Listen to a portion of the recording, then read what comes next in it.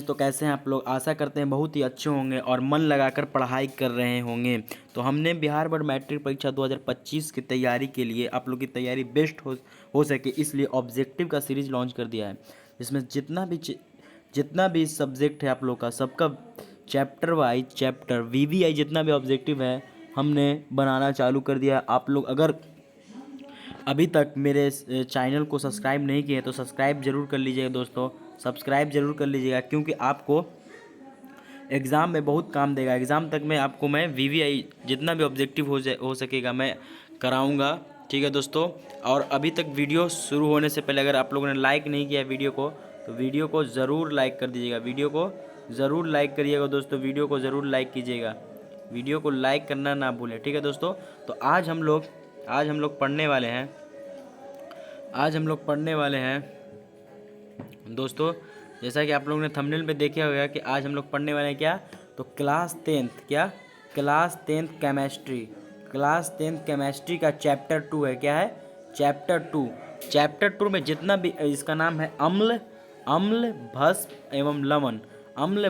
एवं लवण का जितना भी ऑब्जेक्टिव है, एसिड बेस एंड साल्ट का जितना भी ऑब्जेक्टिव क्वेश्चन यहाँ से बनने वाला है सब आज हमने लाया है, ठीक है। जो परीक्षा की तैयारी अभी से करिए, ऑब्जेक्टिव क्वेश्चन पूरा है जितना भी है वो क्लास 10 के केमिस्ट्री का अम्ल भस्म और लवण एसिड बेस एंड साल्ट का जितना भी ऑब्जेक्टिव हो सकता है हमने लाया है। और आप लोग वीडियो को अंत तक जरूर देखिएगा और लास्ट में बताइए कि आपने कितना ऑब्जेक्टिव सही किया है, ठीक है दोस्तों। तो बढ़ते हैं क्वेश्चन के लिए। तो यहाँ पे फर्स्ट क्वेश्चन जो है यहाँ पे आ चुका है कि सोडा अम्ल अग्निशामक में किसका उपयोग किया जाता है। जो अग्निशामक आप लोग देखे होंगे जो जिसमें आग बुझाने के लिए रहता है अग्निशामक, बैंक में गए होंगे तो अग्निशामक जहाँ पे पेट्रोल उट्रोल बिकता है वहाँ पर भी एक रेड कलर का रहता है, उसमें अग्निशामक रहता है, उसमें किसका उपयोग होता है। तो क्या उसमें सोडियम कार्बोनेट का ऑप्शन 1 में दिया है सोडियम कार्बोनेट। क्या सोडियम कार्बोनेट होता है? कैल्शियम कार्बोनेट होता है? सोडियम हाइड्रोजन कार्बोनेट होता है या कैल्शियम बाइकार्बोनेट? तो उसमें एक चीज़ होता है वो बेकिंग सोडा होता है। सोडियम हाइड्रोजन कार्बोनेट का उपयोग किया जाता है किसमें? तो सोडा अम्ल अग्निशामक में किसका उपयोग होता है? तो सोडियम हाइड्रोजन कार्बोनेट का उपयोग होता है दोस्तों, सोडियम हाइड्रोजन कार्बोनेट का। तो इसका ऑप्शन क्या हो जाएगा? तो ऑप्शन नंबर यहाँ पे सी हो जाएगा दोस्तों। ऑप्शन नंबर यहाँ पे क्या हो जाएगा? तो ऑप्शन नंबर यहाँ पे दोस्तों सी हो जाएगा। ऑप्शन नंबर क्या हो जाएगा? Option number C. बढ़ते हैं अगले क्वेश्चन में। तो अगला क्वेश्चन यहाँ पे ये कह रहा है कि बेकिंग सोडा का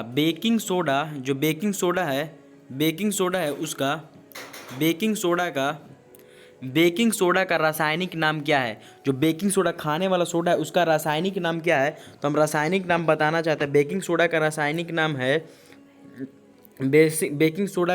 नाम है सोडियम बाई NaHCO3 है, यानी सोडियम बाई कार्बोनेट है या सोडियम हाइड्रोजन कार्बोनेट भी कहा जाता है। बाई को हाइड्रोजन कार्बोनेट के नाम से भी जाना जाता है। तो ऑप्शन नंबर यहाँ पे जो बी है sodium hydrogen carbonate, option number B यहाँ पे राइट हो जाएगा दोस्तों। ऑप्शन नंबर क्या हो जाएगा? ऑप्शन बी यहाँ पे राइट आंसर हो जाएगा कि बेकिंग सोडा का रासायनिक नाम सोडियम हाइड्रोजन कार्बोनेट होता है। बढ़ते हैं अगले क्वेश्चन में। तो अगला क्वेश्चन ये कह रहा है अगला क्वेश्चन यहाँ पे ये कह रहा है कि ऑक्सी लाल तप्त आयरन पर जलवाष्प प्रवाहित करने पर कौन सा यौगिक बनेगा। मतलब कोई भी लोहा है उस गर्म है उस पर क्या करेंगे कि जलवाष्प पे मतलब पानी का जो वाष्प निकलता है उसको डालेंगे तो वो कौन सा बनेगा? तो बनेगा Fe3O4 यानी लोहा का 3 अणु हो जाएगा और ऑक्सीजन का 4, Fe3O4 बनेगा, Fe3O4 बन जाएगा। बढ़ते हैं अगले क्वेश्चन में। तो अगला क्वेश्चन ये कर रहा है कि निम्नांकित में से कौन लवण है। मतलब निम्न में से कौन क्या है? तो लवण है। तो लवण कौन हो जाएगा? तो यहाँ पे देखो ऑप्शन नंबर 1 में HCl, तो ये तो हाइड्रोक्लोरिक अम्ल हो गया, ये तो नहीं होगा, ये तो अम्ल हो गया हाइड्रोक्लोरिक अम्ल। NaOH तो सोडियम हाइड्रोक्साइड, ये भी नहीं होता। ये पूछ रहा है क्या चीज? लवण। K2SO4 ही लवण है दोस्तों। K2 जो SO4 है वही यहाँ पे लवण हो जाए। तो ऑप्शन नंबर सी हो जाएगा K2SO4 यहाँ पे हो जाएगा दोस्तों। बढ़ते हैं अगले क्वेश्चन में। अगला क्वेश्चन ये कह रहा है कि दांत, क्या कह रहा है कि दांतों का क्षय कब प्रारंभ होता है, मतलब हम लोग का जो दांत है वो कब खराब होने लगता है, कब खराब होने लगता है। बोल रहा है कि मुंह का पीएच मान, पहला ऑप्शन मुंह का पीएच मान, मतलब जो हम लोग का मुंह है उसमें का जो पीएच मान यानी पावर ऑफ हाइड्रोजन पीएच मान जो है वो 5.5 से अधिक होने पर दूसरा बोल रहा है कि मुंह का पीएच मान 5.5 से कम होने पर, मुंह का पीएच मान 7 होने पर, इनमें से कोई नहीं। तो देख जानते हो कि जितना जो अम्लीय होगा, अम्ल की मात्रा जितना बढ़ेगी उस कारण से हम लोग का क्या होगा, दांत खराब होता है। तो यहाँ पे जो ऑप्शन होगा कि मुंह का पीएच मान 5 से अधिक, तो 5 से अधिक होता तो क्षारीय होगा, और क्षारीय होने पर मुंह खराब, दांत खराब नहीं होता है, अम्लीय कम हो जाता है। लेकिन पीएच मान जितना जितना पीएच मान घटेगा उतना ही अम्लीय होगा। तो यहाँ पे ऑप्शन नंबर बी में जो कह रहा है कि मुंह का पीएच मान 5.5 से कम होने, तो यस ऑप्शन नंबर यही हो जाएगा बी, कि जब मुंह का जो पीएच मान है वो 5.5 से जो कम हो जाएगा तो क्या होगा कि हम लोग का 5.5 से कम हो जाएगा, 5.5 से जो कम होगा तो हम लोग का दांत खराब होने लगता है। क्या होता है, दांत खराब होने लगता है दोस्तों, दांत खराब होने लगता है। ठीक है दोस्तों, दांत खराब होने लगता है। ठीक है, तो इसका हो जाएगा बी, ऑप्शन नंबर बी। पूछेगा कि दंत मंजन पराया होते हैं, तो दंत मंजन मतलब जो हम लोग दांत में मंजन करते हैं, पेस्ट करते हैं, वो क्या होता है, तो क्षारीय होता है। क्या होता है, तो आप लोग मारिएगा क्षारीय, क्या हो जाएगा, क्षारीय हो जाएगा, क्षारीय होता है। क्योंकि जब क्षारीय होगा तब ना अम्ल और क्षार आपस में मिलकर क्या होगा, उदासीन करेगा, और उदासीन करेगा। आप लोग पढ़ेंगे कि जब अम्ल और क्षार आपस में मिल जाते हैं तो क्या होते हैं, उदासीन कर देते हैं, अम्ल क्षार उदासीन हो जाता है और लवण भी बनाता है, अम्ल क्षार आपस में मिलकर लवण बनाते हैं। ठीक है दोस्तों, बढ़ते हैं अगले क्वेश्चन में। तो अगला क्वेश्चन यहाँ पे ये कह रहा है कि निम्नांकित में अम्लों में से कौन प्रबल अम्ल है, मतलब निम्न में से कौन प्रबल अम्ल। प्रबल अम्ल आप लोग जानते हैं, वैसा अम्ल जो जल में पूर्णतः घुलकर H+ आयन दे, क्या चीज, H+ आयन देता है, मतलब अधिक मात्रा में H+ आयन देता है, उसे क्या कहते हैं, तो प्रबल अम्ल। तो निम्नलिखित अम्लों में से कौन प्रबल अम्ल है, तो क्या लैक्टिक अम्ल। तो लैक्टिक अम्ल जो है वो प्रबल अम्ल नहीं है। अब पूछेगा कि लैक्टिक अम्ल किस में पाया जाता है, तो जो लैक्टिक अम्ल है दोस्तों दही में, किस में, दही में। लैक्टिक अम्ल का आप लोग मारिएगा किस में, लैक्टिक अम्ल जो है ये लैक्टिक अम्ल आप लोग मारिएगा दही में, दही मार दीजिएगा, दही में क्या हो जाएगा, दही में हो जाएगा लैक्टिक अम्ल। एस्कॉर्बिक अम्ल आप लोग मान लीजिएगा लाल चींटी के डंक में, लाल चींटी के डंक में क्या हो जाएगा, तो एस्कॉर्बिक अम्ल, लाल चींटी के डंक में क्या हो जाएगा, लाल चींटी के डंक में आप लोग मारिएगा एस्कॉर्बिक अम्ल को। एस्कॉर्बिक अम्ल किस में हो जाएगा, तो एस्कॉर्बिक अम्ल दोस्तों यहाँ पे लाल चींटी के डंक में नहीं, लाल चींटी के डंक में फॉर्मिक अम्ल और मेथनोइक अम्ल पाया जाता है। एस्कॉर्बिक अम्ल जो है वो विटामिन सी में पाया जाता है, एस्कॉर्बिक अम्ल। ठीक है दोस्तों, और यहाँ पे सल्फ्यूरिक, यहाँ पे क्वेश्चन ये पूछ रहा था कि सल्फ्यूरिक अम्ल निम्नलिखित अम्लों में से कौन प्रबल है, तो सल्फ्यूरिक अम्लों को आप मानिएगा प्रबल अम्ल। और होता है हाइड्रोक्लोरिक अम्ल भी प्रबल अम्ल है। 3 ठो प्रबल अम्ल होता है, पहला बोलेंगे तो HCl हो जाएगा, दूसरा हो गया H2SO4, एक नाइट्रिक अम्ल HNO3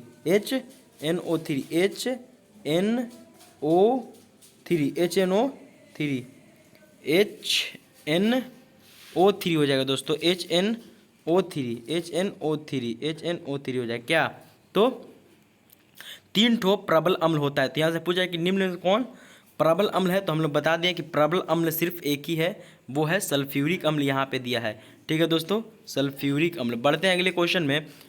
तो यहाँ पे अगला क्वेश्चन ये कर रहा है कि निम्नलिखित में कौन विजातीय यौगिक है, मतलब इनमें से कौन अलग है, विजातीय मतलब अलग होना चाहिए। तो यहाँ पे देखो चूना पत्थर, ये चूना पत्थर है, इसका फॉर्मूला जो होता है चूना पत्थर का कैल्शियम कार्बोनेट। चूना पत्थर का यहाँ अगर फार्मूला देखेंगे, इसका फार्मूला होता है कैल्शियम कार्बोनेट CaCO3।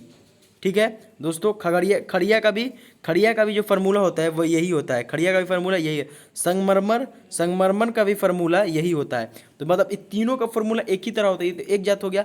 लेकिन प्लास्टर ऑफ पेरिस का जो फार्मूला होता है वो कैल्शियम सल्फेट इंटू अर्ध हाइड्रेट, इसका जो फार्मूला हो जाएगा, प्लास्टर ऑफ पेरिस का जो फार्मूला हो जाएगा, इसका फार्मूला हो जाएगा कैल्शियम सल्फेट Ca क्या हो जाएगा, CaSO NaCO4 इंटू में 1/2H2O, इसका हो जाएगा कैल्शियम सल्फेट अर्धहाइड्रेट, किसका? तो प्लास्टर ऑफ पेरिस का। तो सबसे अलग कौन हो गया? तो प्लास्टर ऑफ पेरिस हो गया, यहाँ पे अलग ये विजाती है। तो ऑप्शन नंबर क्या हो जाएगा? ऑप्शन नंबर डी इसका राइट आंसर हो जाएगा। बढ़ते हैं अगले क्वेश्चन में। तो अगला क्वेश्चन ये करें कि हमारे पेट उदर के कौन सा अम्ल पाया जाता है, मतलब जो हम लोग का पेट है उसमें कौन सा अम्ल पाया जाता है? तो वो एक ही अम्ल है, वो अम्ल है कौन? हाइड्रोक्लोरिक अम्ल। हमारे पेट में कौन सा अम्ल पाया जाता है? तो हाइड्रोक्लोरिक अम्ल यानी HCl अम्ल। क्या मारिएगा आप लोग? हाइड्रोक्लोरिक का सूत्र क्या है? हाइड्रोक्लोरिक अम्ल का, हाइड्रोक्लोरिक जो अम्ल है उसका सूत्र है HCl। क्या मारिएगा? HCl, HCl। हाइड्रोक्लोरिक अम्ल का फॉर्मूला था HCl। पूछेगा सिट्रिक अम्ल किस में आता है? सिट्रिक, तो सिट्रिक सेब या संतरा में, सेब में नहीं दोस्तों, संतरा में। क्या जी? संतरा में, नींबू या संतरा में क्या पाया जाता है? सिट्रिक अम्ल। सेब में होता है मेलिक, सेब में क्या मारेगा? तो मेलिक अम्ल। क्या जी? मेलिक अम्ल। लेकिन ऑक्जेलिक अम्ल किस में? तो टमाटर में। ऑक्जेलिक अम्ल मारिएगा टमाटर में। टमाटर में क्या मारेगा? टमाटर में मारिएगा ऑब्जेलिक अम्ल। टमाटर में क्या हो जाएगा? ऑब्जेलिक अम्ल। और टार्ट्रिक अम्ल बोले तो टार्ट्रिक अम्ल किस में हो जाएगा? तो टार्ट्रिक हो जाएगा इमली में। इमली में क्या मारिएगा? इमली में आप लोग का हो जाएगा टार्ट्रिक अम्ल। इमली का हो जाएगा, इमली में हो जाएगा टार्ट्रिक अम्ल। ठीक है दोस्तों, तो यहाँ से बहुत सा ऑब्जेक्टिव निकलता है। बोलेगा दही में, तो दही में क्या मारिएगा? तो दही में लैक्टिक अम्ल। ठीक है, सेब में बोले तो सेब में क्या मारिएगा? तो मेलिक अम्ल। ये सब पूछ देता है। बोलेगा सिरका में, सिरका में क्या मारेगा? तो सिरका में हो जाएगा एसिटिक अम्ल। सिरका में क्या हो जाएगा? एसिटिक अम्ल। पूछेगा लाल चींटी के डंक में क्या हो जाएगा? तो लाल चींटी के जो डंक में होगा वो मेथनोइक या फॉर्मिक, या मेथनोइक बोले या फॉर्मिक, IUPAC नाम है। मेथनोइक या फॉर्मिक बोलते हैं, तो मेथनोइक ऑप्शन में दिया तो मेथनोइक मारना, फॉर्मिक ऑप्शन में दिया रहेगा तो फॉर्मिक ऑप्शन में मार देना। ठीक, अब विटामिन सी में पूछेगा तो विटामिन सी में मारेगा एस्कॉर्बिक अम्ल। विटामिन सी में क्या हो जाएगा? तो विटामिन सी में एस्कॉर्बिक अम्ल पाया जाता है। इतना चीज़ आप लोग को ज्ञान होना चाहिए। ठीक है दोस्तों, ये सब ऑब्जेक्टिव में बनता है। बढ़ते हैं अगला क्वेश्चन में। कह रहा है कि हाइड्रोक्लोरिक अम्ल, ये जो हाइड्रोक्लोरिक अम्ल है, हाइड्रोक्लोरिक अम्ल एवं सोडियम हाइड्रोक्साइड, हाइड्रोक्लोरिक अम्ल कहना चाहे तो यानी कहना चाह रहा है HCl, HCl हाइड्रोक्लोरिक अम्ल हो गया, एवं सोडियम हाइड्रोक्साइड कहना चाह रहा है सोडियम हाइड्रोक्साइड, तो कहना चाह रहा है N, सोडियम हाइड्रोक्साइड मतलब N, सॉरी दोस्तों, सोडियम हाइड्रोक्साइड मतलब सोडियम NaOH, इसका जी है सोडियम हाइड्रोक्साइड का फॉर्मूला है। हाइड्रोक्साइड के विलयन की अभिक्रिया में उत्पन्न लवण को क्या कहते हैं? मतलब जब हाइड्रोक्लोरिक अम्ल और सोडियम हाइड्रोक्साइड यानी अम्ल और क्षार दोनों आपस में जब मिल जाता है तो कौन सी अभिक्रिया होगा? तो हाइड्रोजन क्लोराइड बनेगा, सोडियम क्लोराइड बनेगा, या हाइड्रोक्साइड, या इनमें से कोई। तो आप लोग जानते हो कि जब हाइड्रोक्लोरिक अम्ल सोडियम हाइड्रोक्साइड मिलेगा तो क्या बनेगा? सोडियम क्लोराइड बनाएगा। क्या?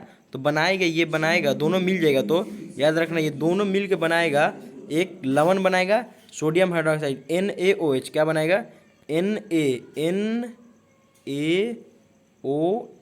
अरे सॉरी दोस्तों, NaOH नहीं है, NaCl बनाएगा। क्या चीज? NaCl। क्या बना देगा? NaCl याद करना, NaCl,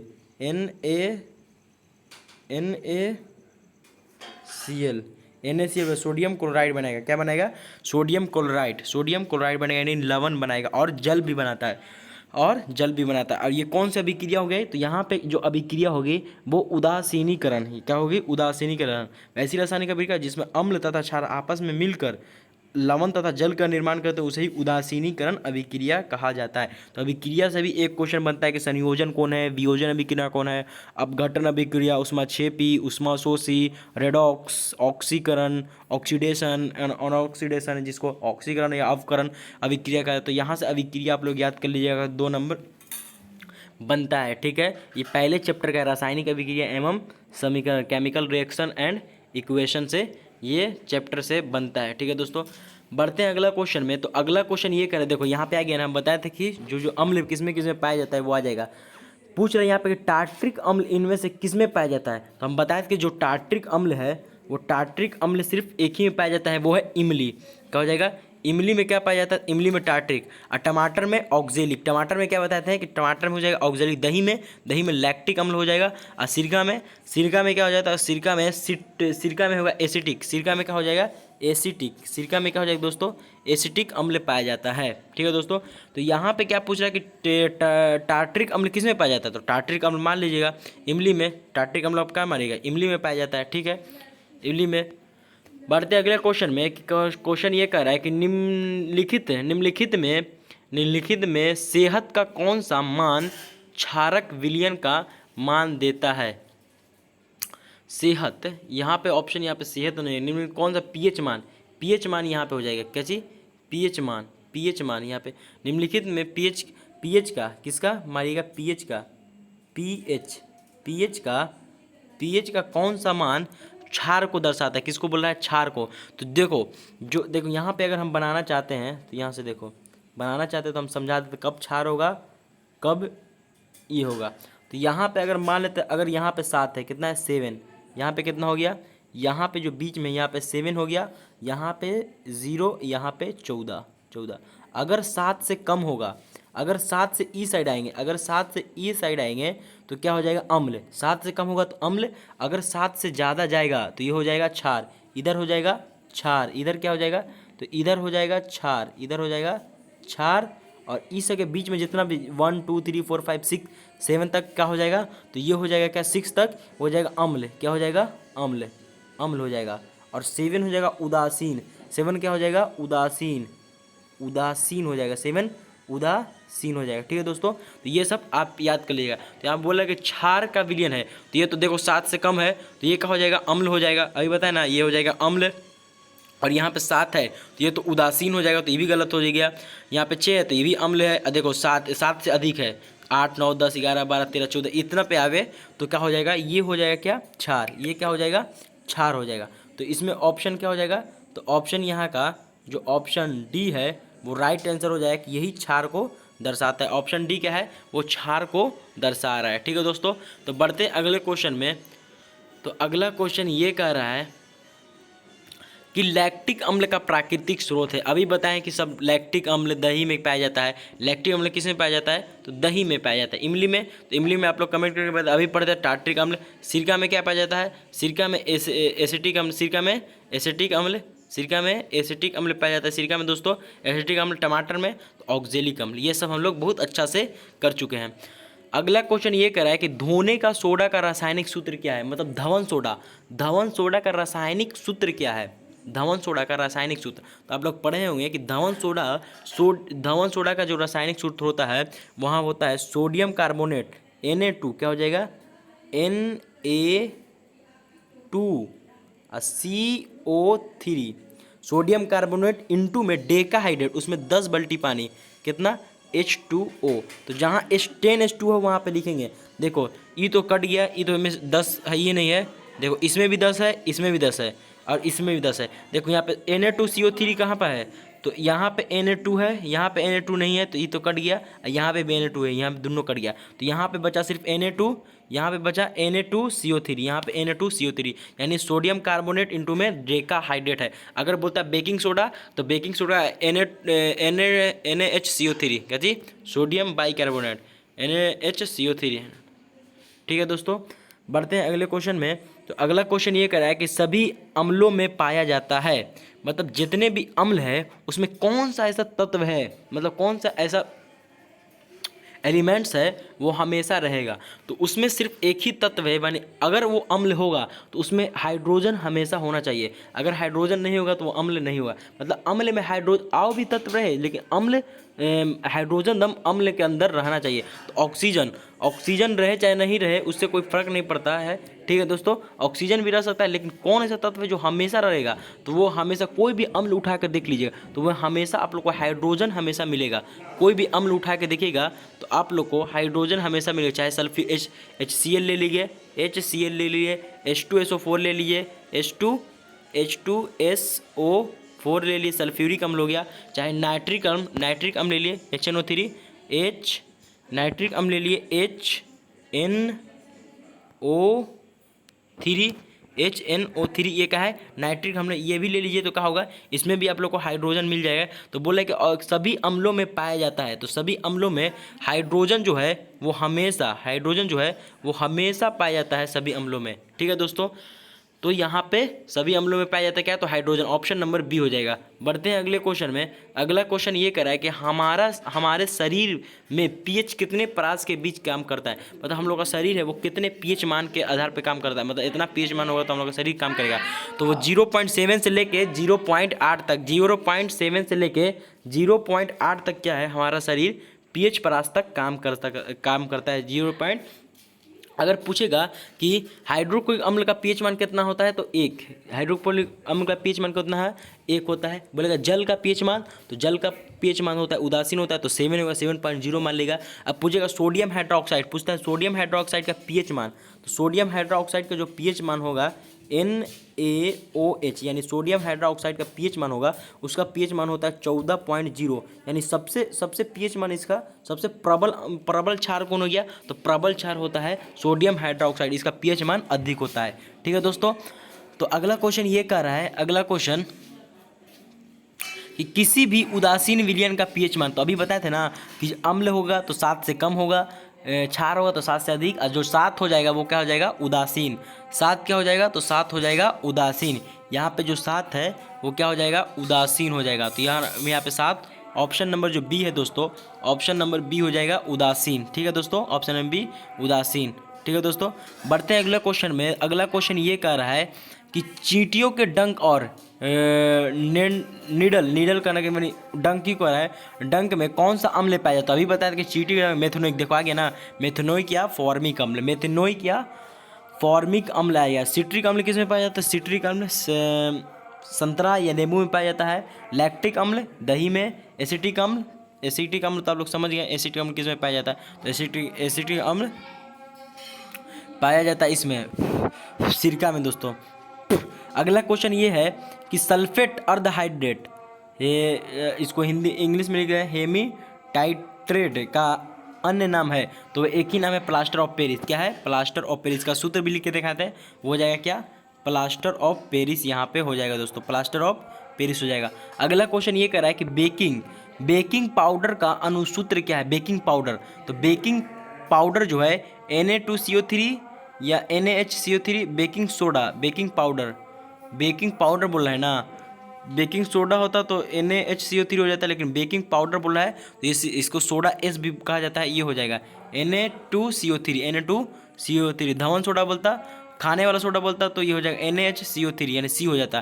लेकिन बेकिंग पाउडर बोला, बेकिंग सोडा बोलता तो NaHCO3 हो जाता, ठीक है दोस्तों। यहाँ पे Na2CO3 यानी इसको सोडा एस के नाम से भी जाना जाता है, सोडा एस के भी नाम से जाना जाता है। अगला क्वेश्चन ये कर रहा है कि एसिटिक अम्ल का प्राकृतिक स्रोत क्या है। एसिटिक अम्ल में क्या पाया जाता है, एसिटिक अम्ल का जो प्राकृतिक स्रोत है वो है एसिटिक अम्ल का जो होगा सिरका हो जाएगा एसिटिक अम्ल का। संतरा का सिट्रिक, इमली का टार्ट्रिक और टमाटर का ऑक्जेलिक। टमाटर क्या हो जाएगा, ऑक्जेलिक। बढ़ते हैं अगले क्वेश्चन में। अगला क्वेश्चन ये कह रहा है कि बेकिंग सोडा का रासायनिक सूत्र क्या है। तो ये बना है कि बेकिंग सोडा का जो रासायनिक सूत्र था वो बेकिंग सोडा का रासायनिक सूत्र है NaHCO3 यानी sodium by carbonate, sodium by हो जाता है कार्बोनेट। बढ़ते हैं अगले क्वेश्चन में। अगला क्वेश्चन ये कह रहा है दोस्तों, अगला क्वेश्चन ये कह रहा है कि हाइड्रोजन युक्त सभी यौगिक होते हैं, हाइड्रोजन युक्त सभी यौगिक होते हैं अम्लीय क्षारीय दोनों। तो हाइड्रोजन युक्त सभी यौगिक होते हैं तो अम्लीय होगा। बोले थे कि हाइड्रोजन अम्ल किसमें पाया जाता है, तो हाइड्रोजन में ही सिर्फ अम्ल पाया जाता है, हाइड्रोजन में ज़्यादा अम्ल पाया। अभी देखते हैं कितना क्वेश्चन है, 1 2 3 4 5 6 7 ही क्वेश्चन है, तो 1 2 3 4 5 6 7, ठीक है दोस्तों। जल्दी करते हैं। हाइड्रोजन, अगला क्वेश्चन है कि हाइड्रोजन युक्त सभी यौगिक होते हैं, तो हम क्या बोलें कि वो अम्लीय ही होते हैं। बढ़ते हैं अगले क्वेश्चन में। तो अगला क्वेश्चन ये कहता है कि सिट्रिक अम्ल का प्राकृतिक स्रोत है, तो सिट्रिक अम्ल का पढ़ लिए हैं कि संतरा या नींबू हो जाएगा। क्या हो जाएगा, संतरा या नींबू सिट्रिक अम्ल का प्राकृतिक स्रोत है। बढ़ते हैं अगले क्वेश्चन में। तो अगला क्वेश्चन ये कह रहा है कि जल में घुलनशील क्षार के बारे में क्या सत्य है। इन्हें क्षार कहते हैं, स्वाद कड़वा होता है, प्राकृतिक क्षारकता होती है। इनमें से सभी, तो इनमें से मेरे उम्मीद से स्वाद कड़वा होता है, तो कड़वा होता है, इन्हें क्षार कहते हैं। तो इसमें डी हो जाएगा, ऑप्शन नंबर डी, ये सभी ऑप्शन सही होगा। यहाँ पे अगला क्वेश्चन है कि निम्नलिखित में कौन क्षारक नहीं है, मतलब कौन क्षारक नहीं है। तो KOH क्षार है, NaCl तो लवण है, तो ये तो अलग हो गया, यहीं पे मिल गया। NaCl क्या है, तो NaCl एक लवण है। K2SO4 ये भी एक लवण है। अगला क्वेश्चन यहाँ पे ये कह रहा है कि निम्नलिखित क्षारों में कौन प्रबल क्षार है, मतलब कौन ऐसा ये है जो प्रबल है। निम्नलिखित क्षारों में से कौन प्रबल क्षार है। तो प्रबल क्षार आप बताया था ना कि प्रबल क्षार एक ही का नाम है, वो सोडियम हाइड्रोक्साइड, अभी बताया था पीछे में, वो सोडियम हाइड्रोक्साइड क्या है, तो प्रबल क्षार है। अगला क्वेश्चन ये कर रहा है कि जल की स्थायी कठोरता को हटाने के लिए किसका उपयोग किया जाता है। तो जल की स्थायी कठोरता को हटाने के लिए वो एक उपयोग किया जाता है विरंजक चूर्ण। विरंजक चूर्ण जिसका रासायनिक सूत्र होता है calcium oxychlorine, calcium oxy, CaO क्या हो जाएगा, CaOCl2, calcium oxychlorine, calcium CaOCl2, calcium oxychlorine किसका हो जाएगा, विरंजक चूर्ण का।